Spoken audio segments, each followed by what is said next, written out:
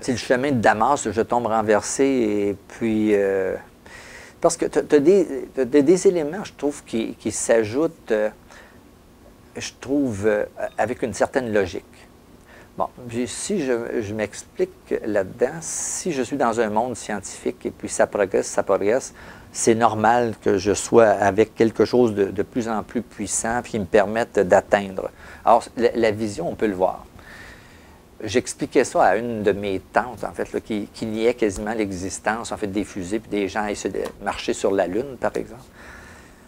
Puis je lui disais ça, que pour moi, c'est tout en étant, bon, bravo d'un côté, mais c'est pas quelque chose qui me renverse. Je me dis, ce qui m'aurait renversé, c'est beaucoup plus de voir un bateau arriver, en fait, en 1400 quelque part, là.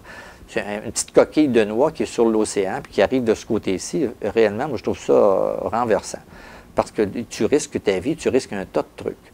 Tandis que dans la technologie qui existe actuellement, tu te dis, il y a tellement d'éléments, puis il y a un certain risque, mais qui n'est pas pour moi le tiers de ce que pouvaient connaître comme difficulté ceux qui traversaient l'océan avec les coquilles de noix de jadis et qui demandent.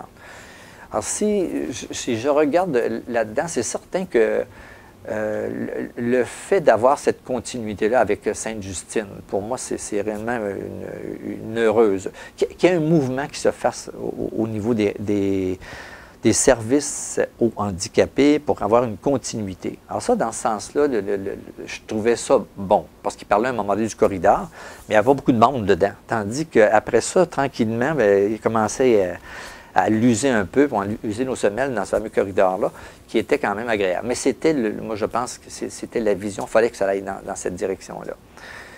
Et puis, il faut être capable de couvrir à peu près tous les facettes des personnages handicapés, puis de voir ce qu'on peut apporter. On ne peut pas tout régler, mais on peut quand même contribuer à atténuer ou... Alors ça, dans ce sens-là, je trouve que les différents, le positionnement, par exemple, tu sais, toutes les nouvelles technologies qui ont introduit, comme faire un beau positionnement, moi, je trouve ça renversant, en fait, là-dedans, qu'à un moment donné, plutôt que d'avoir quelque chose de lourd, tu deviens quelque chose de léger, puis quelque chose d'agréable, puis tes fonctions. Alors ça, toute cette technologie-là, oui, mais c'est, comment je te dirais ça? Je ne suis pas renversé, parce que je me dis, oui, c'est certain que si on a des computers, c'est normal qu'à un moment donné, ils peuvent servir à autre chose que simplement avoir quelques données administratives dessus, qui peuvent servir, en fait, alors c'est un moyen qui est utilisé, ça. Alors ça, ces événements-là. Puis les personnages, c'est certain que tu as toujours des choses, mais comme je te dis, je ne peux pas nier les événements. Je pense que des gens, ils ont des qualités, ils ont des défauts. Il y a un tas de gens que j'ai vus fonctionner avec beaucoup de noblesse et de générosité dans tous les domaines. Il y a des orthophonistes il y a des physios, il y a des ergots, en fait, là-dedans, c'est incroyable.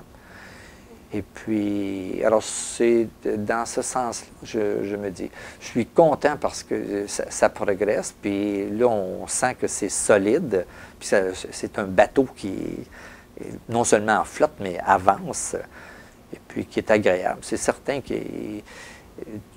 hélas, tu dis, un handicap demeure avec une certaine importance, même si on l'a atténué, il en demeure pas mal. L'idéal, ce serait qu'il n'ait plus de handicap. Mais je voudrais bien avoir cette baguette magique, mais je ne l'ai pas. Et puis, dans les autres événements, tu vois, comme à un moment donné, comme j'avais été en Abitibi. Alors, en Abitibi, moi, ce que je prônais, c'est qu'on aille desservir l'Abitibi, non pas envoyer des enfants avec ce que j'appelais des blocs thérapeutiques, mais qui donnaient pratiquement rien, parce qu'ils venaient ici, puis après ça, ils ne se faisaient rien. Alors, je me disais, l'idéal, c'est le contraire. C'est d'avoir, en fait, quand même des ressources. Alors, les ressources étaient ténues. À un moment donné, il y avait technicien en physio, c'est tout ce qu'il y avait. La psychomotricité. Alors, il y a du temps que j'étais là-bas, j'essayais d'utiliser au maximum la psychomotricienne pour au moins faire un peu d'approche. Le technicien en physio, c'est la même chose. Puis quand a commencé réellement la vraie réadaptation avec les sous, avec M. Lazure, qui avait injecté des sous, là, ça a été plaisant avec ça. Alors moi, je trouvais que, comme par exemple Marie-Enfant, sa vraie vocation, c'était de couvrir ces régions-là. Non pas faire venir le petit et la famille ici, mais d'aller là-bas, puis de servir des structures qui sont là, puis de compléter. Ça veut dire qu'ils ont des besoins en ergo. Alors, il y avait Rézy qui était venu à un moment donné. J'avais un petit groupe, une brochette. Il y avait mon docteur Marois. Tu avais Suzanne Escovitch qui était du groupe. On avait des... Alors, c'était très agréable. Les montées en Abitibi à travers le parc avec ce petit monde-là, c'était agréable. Puis ça, les gens appréciaient beaucoup dans toute la région, parce qu'on faisait quand même... C'était des 1600 km à peu près que je faisais avec la tournée. Puis ça a été fort apprécié. Puis après ça, avec les années, bien, simplement se soustrait ceux qui ne sont plus nécessaires parce que le service se donne. Mais je sais que le docteur Marois va encore dans la région, puis c'est encore apprécié. Puis je ne pense pas que d'ici demain, il y a un fusillade qui aille s'installer dans l'Abitibi d'emblée. Mais si jamais il y en a un, ils verront en fait comment arrimer ou d'autres besoins ou d'autres services qui sont donnés ici qui peuvent être donnés dans la région, mais ils pourront être additionnés aussi.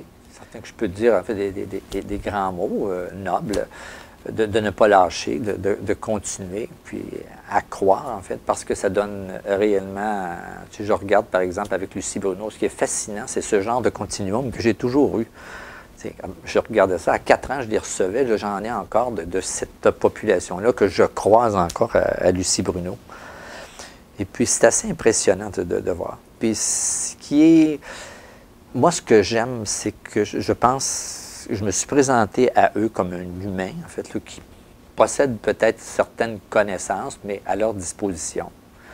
Mais pour moi, c'est une rencontre. C'est échanger. Alors, je n'arrive pas à pontifier.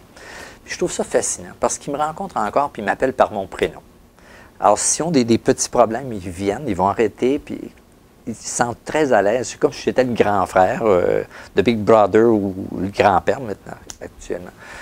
Et puis, je trouve ça fascinant. C'est touchant de les voir là-dedans. Puis je pense que c'est toujours important d'avoir une oreille puis une écoute. Puis si on les écoute, on ne peut pas faire autrement que d'être entraîné à aller dans des aides. Parce que tout ce que c'est qu'on peut faire, en fait, la moindre petite chose là-dedans. Parce que c'est fascinant de voir le genre de combat que certains vont mener, puis la discipline que ça peut leur demander.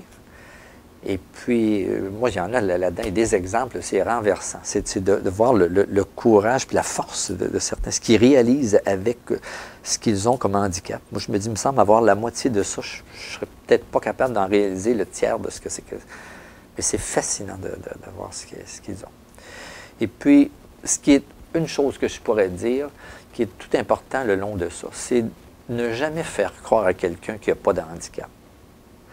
Parce que quand il retombe son landing, qu'il arrive à l'âge adulte, puis qu'il y en a un handicap. Parce que quand il arrive pour faire telle et telle chose, il va toujours avoir en fait un peu ça.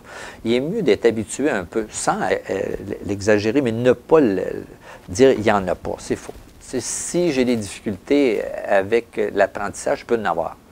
Mais on peut progresser là-dedans.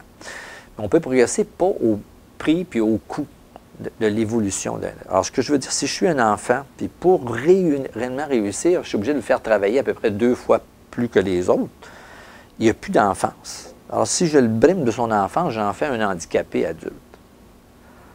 Alors, c'est que ce soit scolaire, que ce soit n'importe quoi, je trouve qu'il faut être capable de doser, puis d'accompagner, puis d'être à l'écoute. Puis toujours se remettre un peu, avoir de l'empathie, puis se dire, mais moi, si j'étais dans une situation, puis il me faisait travailler 16 heures par jour ou 12 heures par jour là-dedans, peut-être que je ne tiendrais pas le coup aussi longtemps que ça. Pourquoi? Tu sais, je me dirais, j'aime mieux faire un peu moins, parce que c'est un peu ça. C'est d'être capable, en fait, d'avoir cette modération-là. Croire, en fait, qu'on peut améliorer, mais ne pas, en fait, disons, faire l'aveugle, puis se fermer les yeux. Il y a une condition, puis j'aime beaucoup mieux que le jeune puisse en parler, qu'il y a certaines difficultés qui vont exister, mais qu'il y a moyen de faire des choses avec.